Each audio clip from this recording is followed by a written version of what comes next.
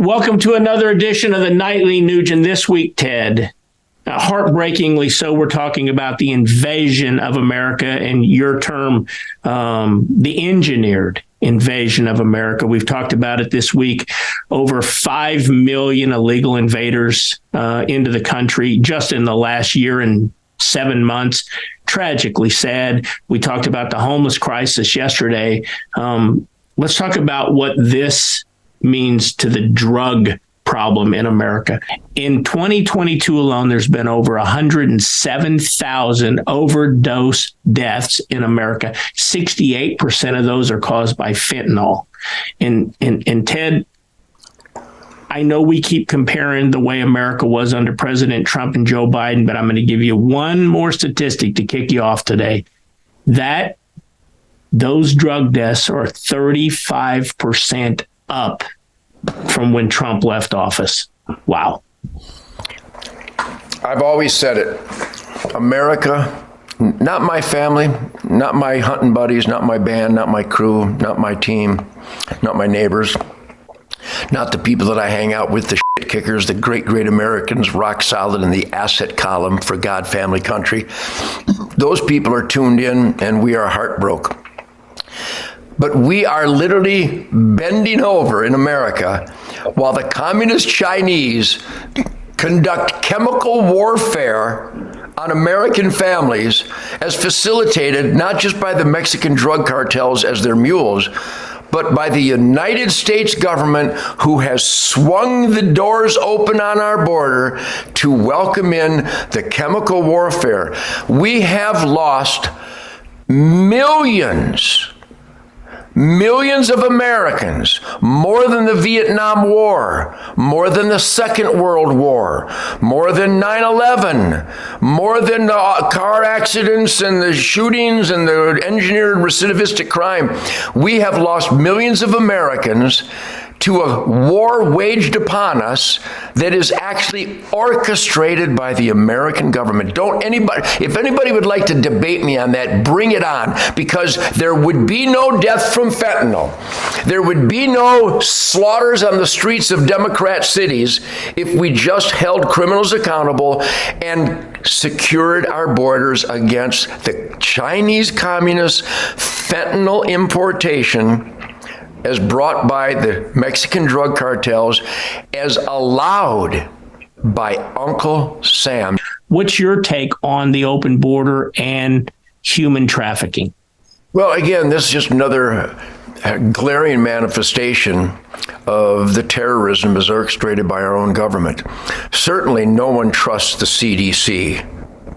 Tell me you might know someone who would go to the CDC for health guidance. Tell me you know someone who would go to the FBI for law enforcement. Tell me if you know somebody that would go to the Food and Drug Administration for quality control and safeguarding our food and drugs. Every bureaucracy of the government of the United States of America is absolutely, literally untrustworthy. Keith, the evidence is so overwhelming. And the child sex trafficking is just another example. There are children that go missing every day across this country. There are over 86,000 children unaccounted for across our border. And someone can go to sleep at night and go, yeah, that's not a big deal. And how about in Maui? I believe that there are in the neighborhood upwards of thousands of children that were sent home from school before that fire took place, and no one has come up with any accountability. And of course, it's not covered by the media, including Fox News.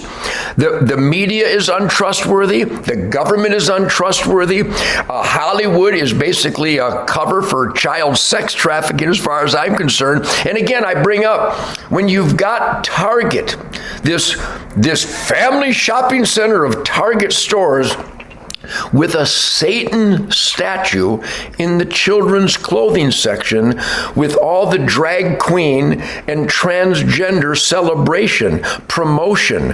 It's not about acknowledging and being tolerant about people who have a mental disorder and are confused about their gender. It's about celebrating it, promoting gender confusion. In fact, I have a flag. That says it all, and all my military and law enforcement friends get this. This is the battle cry today. And if you're not willing to say this, then you're responsible for the horror story of America. Do not comply with immorality. And immorality is the standard operating procedure of the United States government.